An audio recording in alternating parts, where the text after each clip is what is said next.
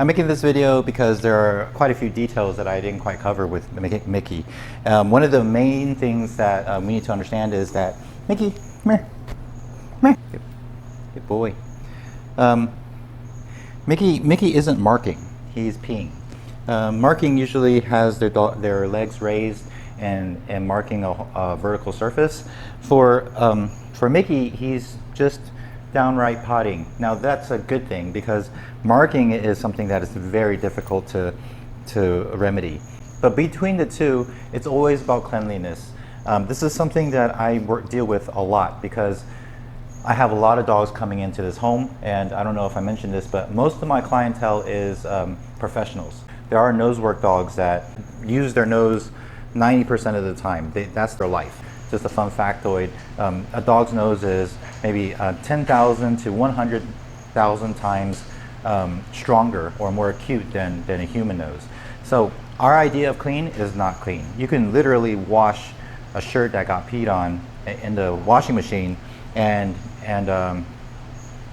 they can still smell it. So you need to wash over and over again. Tis why I usually charge a lot for a dog that has some kind of potty issue, or especially marking. But for him, it's potting, it's not marking, which is great. The reason he's doing it is mainly a habit. It's not a hormonal scent that entices him to do this negative behavior. So I got this here. It's a cheap motion sensor, like a door chime. I wrapped it in aluminum because it doesn't have an off button. This will just go near you, and whenever that senses something, then it'll notify you. What we want to be notified is when Mickey actually goes to that area on that rug, and just point it towards the wall so people you won't have false indications when people walk across that room and near your front door. But let's just say that he was walking by, and you'll hear it here, and then that's when you have a choice. Just go over there and ask Mickey if he wants to go outside, and we'll take him out and go potty. And then that's why you see me diligently verbalizing to when we go outside to go potty, and then saying yes and rewarding him for pottying, because everything has a purpose, very black and white. And then once he goes potty, reward him, and then we go back inside. This will help him understand that when he feels the need, he should go outside. Of course, that is another trick because we want him to notify us. Dogs that I've worked with eventually starts whimpering, and I think I saw you guys have the bell. That it's up to you. I don't do that because most of my dogs are smart enough to take advantage of the system and just keep ringing that bell. But for the time being, when you hear that chime, go over there, give him an option to go outside, and then bring him back inside. But be sure we reward him every time he goes potty outside, so he understands that pottying outside is a huge plus. And say it chimes and you see him, you just watch him and he actually potties there. That's when we get to press the stim button, which is relatively low, but enough for him to understand that you don't like it. And we give him a very firm no during the action. He does understand what no means. There's been times that he was relentlessly barking in the morning, and I would say no, and he looks at me with those deer eyes or doe eyes. And I mentioned how when the dog actually understands what no means, it can be delayed. And in this case, he relatively does understand. But to understand what he's been doing wrong habitually in that one area, peeing, is going to be a challenge. So be sure to have everything aligned and prepared so he has an opportunity to learn quickly and be successful. The whole idea is to be successful, not to entrap him so he potties there again. There are just areas in life where it's very black and white. Everything else, let a dog be a dog, but marking inside the house is not a domestic thing for dogs to do. Another thing is you guys wanted him to learn to stay and to come.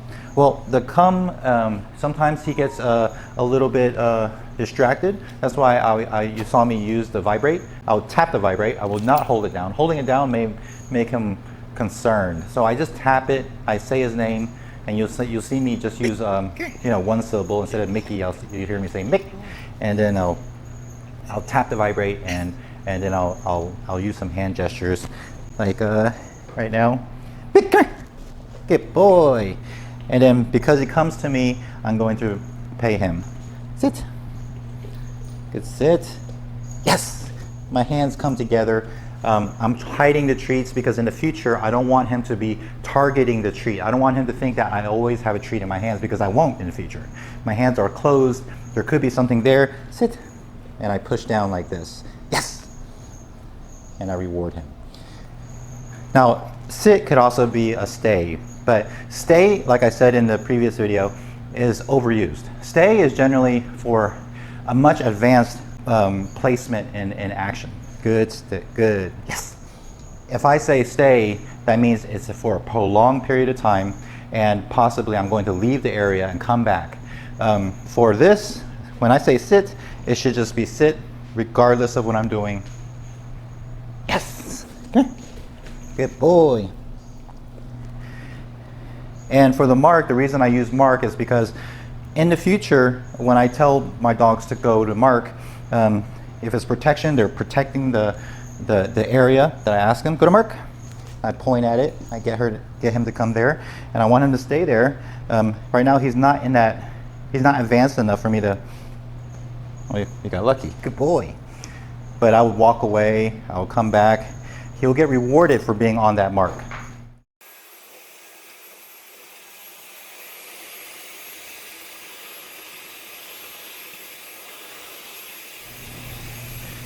The mark helps dogs to do a lot of things. The mark could be translated to going to his bed, going into a room, going to a place prior to you opening the door, so the dogs don't jet out the door or feel the need to stick their head out that door because they understand that they should be at mark. Good mark, yes. There's a time in his education, like right now, if you continually practice this, he's going to want to impress you and just continually go to that mark. Every time you see him go to mark, say good mark, yes, and reward him for that.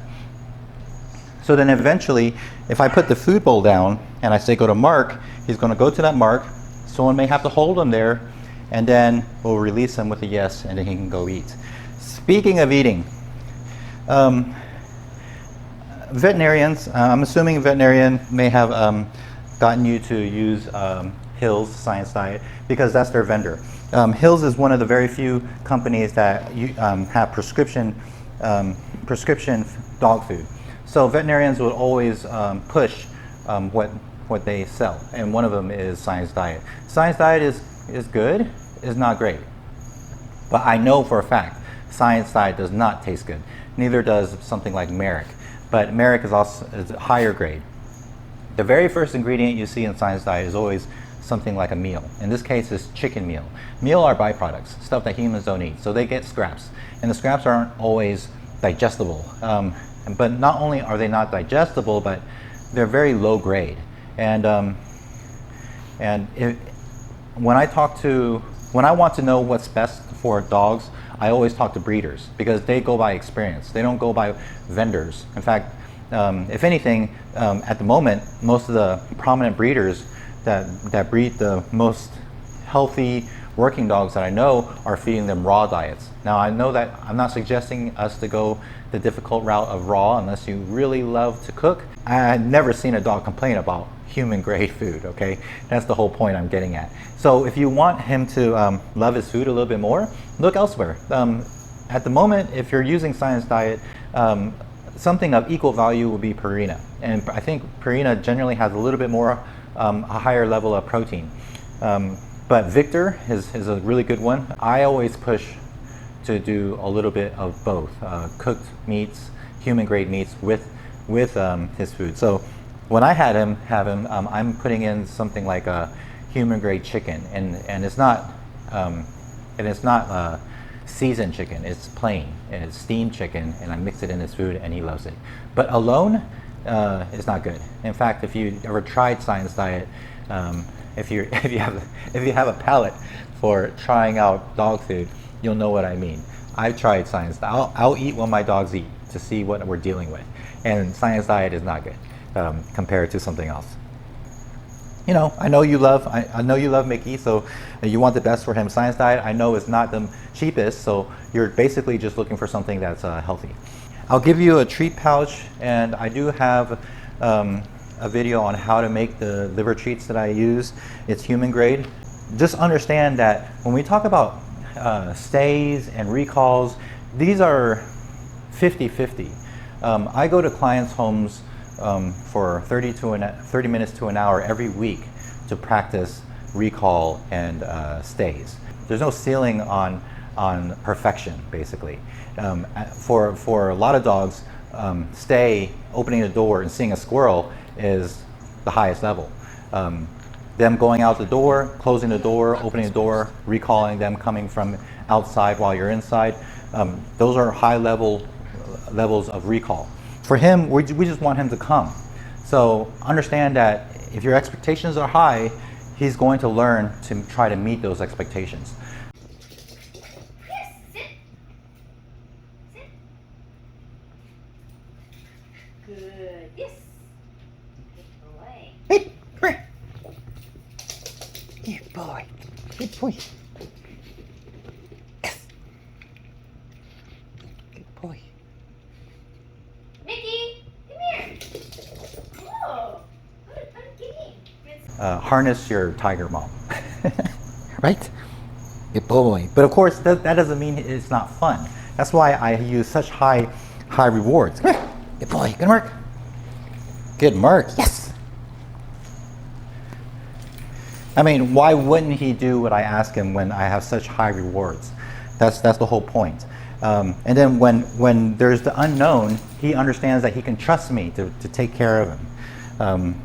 So yeah, I think that covers everything. I just felt the need to help you guys understand the psychology or the philosophy of how to train your dog. That's why there are trainers out there that will hold on to your dog for weeks on end, if not 2 months if it's a sport dog, because they want to imprint the training to a point where it's almost second nature. Even after 2 months, the dog would be perfect for the handler, but when they go home, the owner still don't know what to do to make sure that the training stays in place. So I'm always here. Let me know what you're dealing with. I don't charge to talk on the phone. That's why I make these videos, so you can continually see what I'm doing. There's an inflection in my yes. There's hand gestures that I do. My finger. Good, Mark.